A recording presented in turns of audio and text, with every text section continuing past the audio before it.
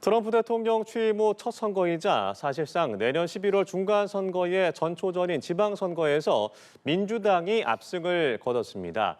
한편 미국 연방정부 폐쇄, 이른바 셧다운 사태가 36일째 접어들면서 역대 최장 기록을 세웠는데요. 자세한 내용 민정훈 국립외교원 교수와 살펴보도록 하겠습니다. 어서 오십시오. 안녕하세요. 네, 미국에서 치러진 미니 지방선거라고 알려진 뉴욕시장, 뉴저지, 버지니아 주지사 선거에서 모두 민주당이 승리를 가져갔습니다. 특히나 이제 조란 맘다니 후보 같은 경우에는 굉장히 어린 91년생의 또 무슬림 출신이기도 하고요. 버지니아 주지사는 첫 여성 출신이 당선이 됐습니다. 그러니까 민주당의 당선이 좀 예견이 됐던 선거였나요? 어떻게 좀 전방이 어땠습니까? 그렇습니다. 말씀해 주신 특별 선거가 세 군데서 열렸는데요. 뉴욕 시장 선거, 네. 버지니아 주지사 선거, 그다음에 뉴저지 주지사 선거예요. 근데 그 중에서 뉴욕주라든지 뉴저지주는 북동부의 전형적인 민주당 텃밭이라고 할 수 있는 블루 스테이트거든요. 그래서 뉴욕 시장에 말씀해 주신 조란 맘단이라는 30대의 젊은 인도계 무슬림이 당선이 됐긴 했습니다만 어차피 그 뉴욕 시장 선거는 민주당 내 싸움이라고 알려졌던 것입니다. 그래서 예. 앤드루 코모라고 뉴욕에서 잔뼈를 구운 정치인이 있는데 이분이 이제 얼마 전에 스캔들에 휘말리면서 이제 굉장히 정치적으로 타격을 받았어요. 네. 그래서 그분이 이제 다시 출마를 하긴 했습니다만 그 부분에서 이제 유권자들의 신뢰를 좀 잃은 것 같고요. 그 대안으로 이제 저런 맘단이라는 사실 30대 어떻게 깜짝 어떤 정치 신인이 당선이 되는데요. 그만큼 뉴욕 시민뿐만 아니라 민주당 지지층에서 뭔가 새로운 정치적 동력, 새로운 바람을 원하는 그러한 희망이 작용된 것이 아닌가 이런 생각을 하고 있습니다. 작년 대선에 이제 민주당이 이제 어떻게 보면 완패를 하면서 대안이 보이질 않았거든요. 그래서 무기력한 야당의 모습을 보여주면서 트럼프 대통령의 광폭 행보를 전혀 견제하지 못하는 이러한 모습이 보여졌기 때문에 그 부분에 있어서 민주당 지지층들이 많은 실망을 했고 그런 부분에서 민주당이 대안을 찾아야 되는데 그런 모습이 잘 보이지 않았어요. 다행히 이번에 뉴욕이라든지 버지니아, 이제 뉴저지 특히 뉴욕과 뉴저지 같은 경우에는 민주당 텃밭이니까 네. 당연히 예견된 선거 승리였다 이렇게 볼 수도 있지만 버지니아 같은 경우에는 남부의 관문이기도 하고요. 물론 이제 워싱턴 D.C.에 가깝기 때문에 진보 성향이 조금 최근에는 좀 강하긴 했습니다만 박빙에서 선거 결과가 나오는 것이었어요. 근데 여기에서 이제 말씀해 주신 것처럼 에비게일 스펜버거라는 첫 여성 주지사가 나왔기 때문에 그런 부분에서는 의미가 있는 것이 아닌가 좀 보고 있습니다. 그렇지만 여전히 민주당으로서는 한계가 존재하고 과제가 있습니다. 왜냐하면 이번에 트럼프 행정부의 관세라든지 연방정부 공무원 해고 이런 부분에 대해서 버지니아 같은 경우 DC에 가깝기 때문에 이 버지니아에서 출근하신 분들이 많이 계세요. 연방 공무원이 그분들이 이제 생계를 이제 실직하면서 생계 어려움을 겪고 버지니아 지역 경제에도 영향을 미쳤거든요. 그 부분을 이제 심판한 것이 아니냐 이런 생각을 하고 있습니다만. 이번에 세 분 모두 어떤 경제적 어려움에 빠진 서민 경제적 측면에서 이제 현 여당과 어떤 트럼프 행정부의 실정을 비판하면서 승리를 거뒀습니다만 그것은 이제 현안인 분이고 민주당이 내세우는 이제 낙태라든지 총기구제라든지 뭔가 지지층을 결집시킬 수 있는 새로운 이슈를 아직 발굴을 못했어요. 네. 그렇기 때문에 이번에는 트럼프 행정부 심판이라는 평가로 민주당색이 강한 지역에서 승리를 거뒀지만 과연 이러한 승리가 내년 중간선거까지 확장성이 있을까? 이 부분에서는 큰 의구심이 있습니다. 그렇기 때문에 민주당이 자기 자신을 홍보할 수 있는 지지층을 끌어들이고 중도층에 더 가까이 갈 수 있는 이슈를 만들어야 될 거고 그런 부분에서 정치적 리더십이 보여야 되는데 아직까지 어떤 전국 차원에서 그런 리더십이 보이지 않기 때문에 갈 길은 아직 멀다 이렇게 생각하고 있습니다. 네. 이번 지방선거가 주목을 받았던 것이 이제 내년 11월이 중간선거이기 때문에 그 결과를 좀 가늠해 볼 수 있을까라는 얘기들이 있었잖아요. 좀 어떻게 보세요? 그 부분을 좀 지켜봐야 될 것 같습니다. 말씀드린 것처럼 이 뉴욕, 뉴저지, 버지니아가 민주당색이 강한 지역이기 때문에 과연 이곳에서 어떻게 보면 민주당 승리가 예견된 곳에서 민주당 후보들이 승리했다고 해서 그 부분을 내년 중간선거의 전초전으로 볼 수 있을까? 이 부분에서는 어떤 그 일반화라든지 확장성에 있어서 한계가 있다고 생각을 하고 있습니다. 물론 그 민주당 입장에서는 지난 대선의 어떤 완패의 아픈 경험을 충격을 딛고 뭔가 재기를 하는 데는 좋은 계기가 됐습니다만 말씀드린 것처럼 민주당 스스로 뭔가 내세울 수 있는 장점을 개발해야 되는데 아직까지는 그런 모습까지는 보이지 않기 때문에 한계가 그 도전이 아직 있을 거라고 생각하고요. 특히 조란 맘다니 같은 분은 굉장히 좀 그 이념 성향이 강한 분이에요. 네. 민주당 내에서도 중도파와 어떤 급진파가 있는데 조란 맘다니 후보 같은 경우에는 급진파에 가까운 분이에요. 그래서 민주당 내에서도 이렇게 급진파 이런 후보가 과연 전국 선거에서 민주당 폭넓은 지지층을 결집하고 중도층을 끌어안을 수 있을까? 이 부분에서는 이념적 한계가 있는 것이 아닌가 그런 자체 평가가 나오고 있거든요. 네. 그렇기 때문에 이번에 민주당 돌풍이 내년 중간 선거까지 연결될지는 지켜봐야 될 것 같고요. 그 중간에 민주당이 새로운 리더십과 이슈를 개발하는 노력이 반드시 있어야 된다 이렇게 생각하고 있습니다. 예, 이 트럼프의 반발이 이어지고 트럼프 대통령에 대한 반발이 이어지고 있지만 그 대안이 민주당이 될 것인가는 좀 지켜봐야 된다라고 말씀을 해주셨고요. 이번 선거 결과로 나온 트럼프의 SNS가 또 주목을 받고 있습니다. 투표용지에 트럼프 이름이 없었던 것 그리고 연방정부 셧다운 사태가 패배의 원인이었다라고 했는데 어떻게 보셨어요? 그러니까 선거 결과를 좀 축소하고 어떤 책임 회피를 하는 이런 예. 부분을 보여준 게 아닌가 생각합니다. 어떤 정치적 메시지를 발산하는 데는 천재적인 소질을 갖고 있는 분이 아닌가 이렇게 생각을 하고 있습니다. 그래서 트럼프가 승인하지 않고 트럼프의 후광을 받지 못한 후보들이 나왔기 때문에 패배할 수밖에 없었다. 만약 내가 적극적으로 개입했으면 승리는 따놓은 당상인데 네. 이렇게 해서 이제 본인의 책임을 좀 회피하는 거고요. 그리고 이제 지금 미국 역사 최장 그 연방정부 셧다운이 지속되고 있지 않습니까? 36일째 지속되고 있기 때문에 그 부분에 있어서 말씀드린 버지니아 같은 경우는 이제 그 직접적인 영향을 받을 수가 있다 이렇게 볼 수가 있는 거죠. 그런 부분에서 이제 그 책임을 야당이 민주당에게 돌리면서 이제 자기 행정부와 공화당의 책임을 벗어나는 이러한 모습을 보이는데요. 어차피 미국의 정치 안과가 워낙 심하기 때문에 이런 메시지는 야당 지지층이나 중도층한테 보내는 게 아니고요. 자기 지지층들에 보이는 겁니다. 네. 여전히 어떤 자신은 건재하고 이러한 그 패배에서 떨어져 있기 때문에 앞으로도 또 자기 행정부와 공화당 지지해달라. 자기를 믿고 따라서 또 자기를 추앙하는 후보들이 내년 11월 그 중간선거에 나오면 반드시 승리할 거다. 이런 그 메시지도 암시하고 있는 게 아닌가 생각합니다. 예, 말씀하신 대로 이제 연방 셧다운 사태가 계속해서 길어지면서 종전 최고 기록을 넘어서 36일째 이어지고 있습니다. 근데 그 이전 기록이 또 트럼프 일기 때였어요. 당시 뭐 멕시코 국경 장벽 예산 같은 것이 막혀서 문제가 됐었죠. 그렇습니다. 그러니까 행정부 초기에 여당과 야당이 기싸움을 한다고 생각을 하고 있습니다. 네. 그러니까 이게 셧다운 사태가 뭐 트럼프 행정부 때만 있었던 게 아니고요. 종종 일어납니다. 미국은 말씀드린 것처럼 정당 양극화가 워낙 심하기 때문에 기싸움이 심하고요.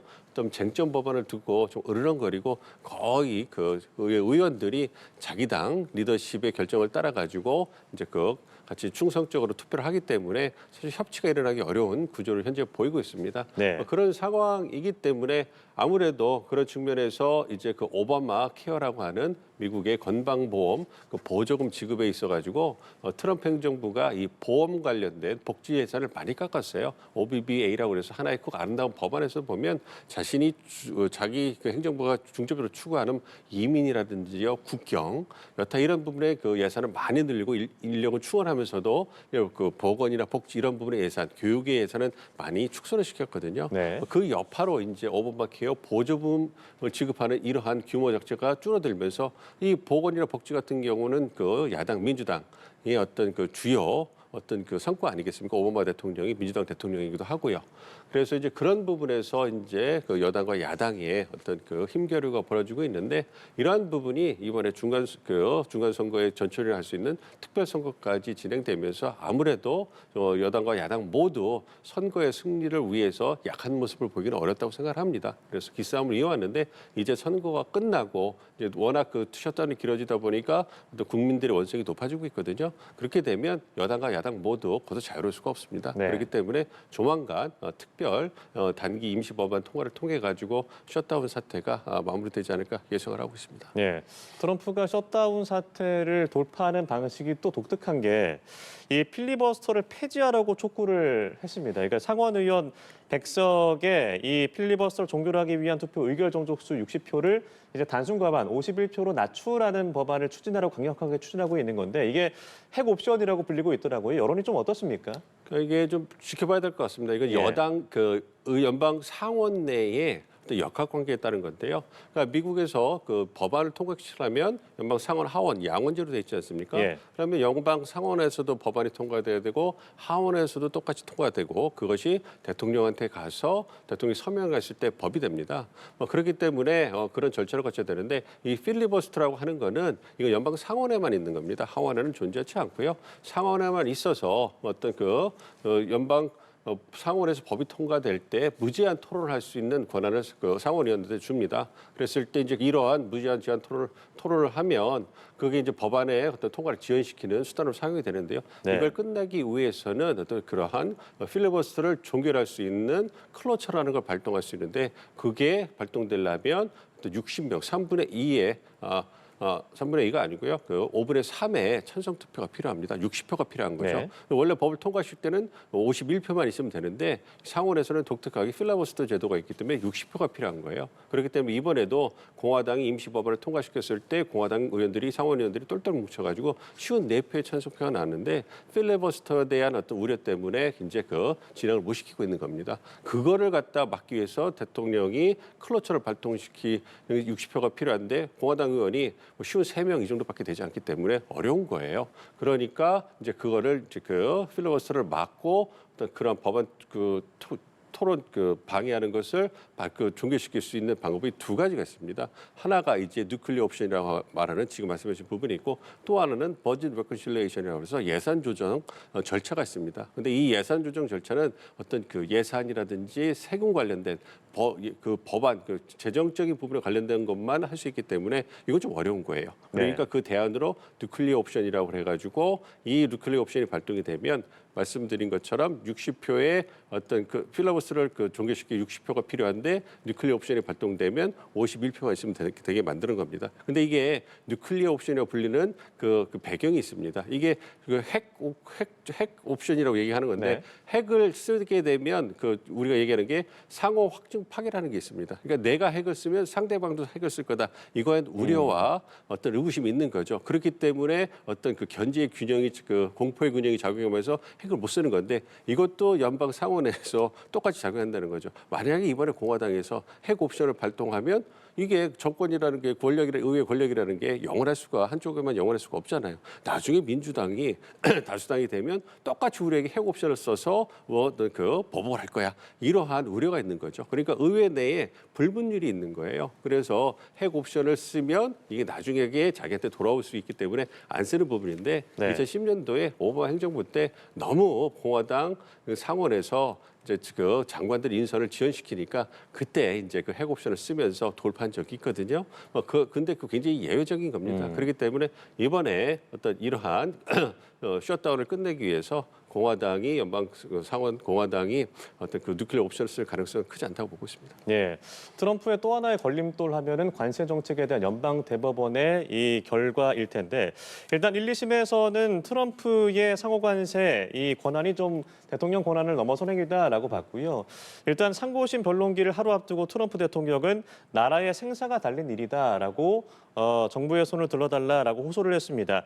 결론이 어떻게 내릴지, 근데 결론이 어떻게 나오더라도 트럼프는 어떻게 대응할지 어떻게 예상하세요? 트럼프에게 만약에 이 어떤 관세를 부과하는 것이 위헌이다, 위법이다 이렇게 예. 한다면 그러면 지금 상호 관세라든지 아니면 펜타놀 유통에 따라서 중국, 멕시코에 부과한 관세라든지 특정 국가, 브라질 같은 국가에다가 정치적인 이유로 부과한 그러한 징벌적 관세라든지 이런 세 종류의 관세가 다 위헌이 돼서 무효가 돼버리는 겁니다. 네. 그러면 이제 지금까지 걷어들인 한 880억 달러의 어떤 관세 수입을 갖다가 되돌려줘야 되는 상황도 발생을 합니다만 그렇지만 이 부분은 상호 관세 이 부분만 결정되는 거기 때문에 이제 무역 확장 관세정법 232조라든지 무역법 301조를 통한 이제 관세를 부과할 그런 그 대안이 충분히 있습니다. 그리고 트럼프 대통령은 어떤 이번 대법원의 판결에 굴하지 않고 관세를 지속적으로 이용할 건데요. 그럼에도 불구하고 관세를 이용해서 뭔가 통상 정책을 실시하는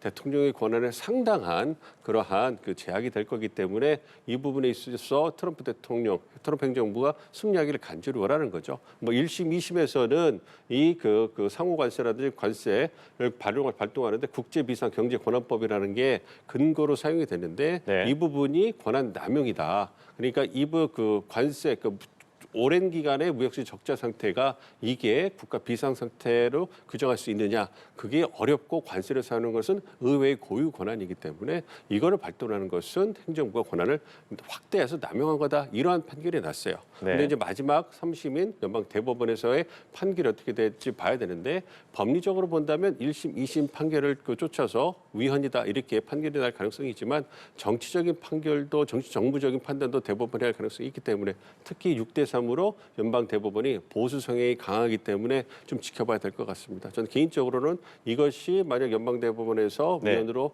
확정이 되면 어떤 정치 혼란이 굉장히 커질 수 있기 때문에 연방 대법원이 트럼프 행정부의 손을 들어줄 가능성도 충분히 있다, 이렇게 보고 있습니다. 예.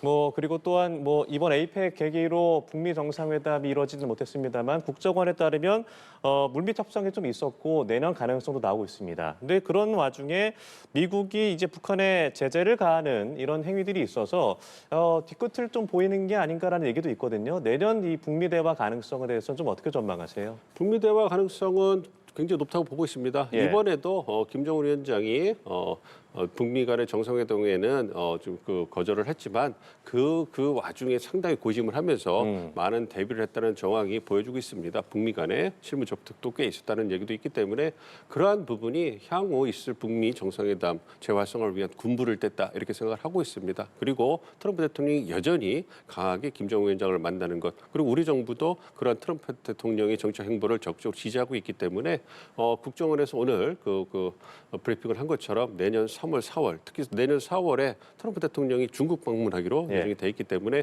그 즈음이 내년 3월에 한미연합 군사훈련을 하고 그와 즈음에서 어떤 한미가 선제적 조치를 취하고 거기에 북한이 호응을 한다면 충분히 북미 정상 회동이 내년 초반에는 가시화되지 않을까, 그렇게 예상을 하고 있습니다. 네, 알겠습니다. 미국의 미니 지방선거 결과부터 북미 대화 가능성까지 민정훈 국립외교원 교수와 자세히 나눠봤습니다. 고맙습니다.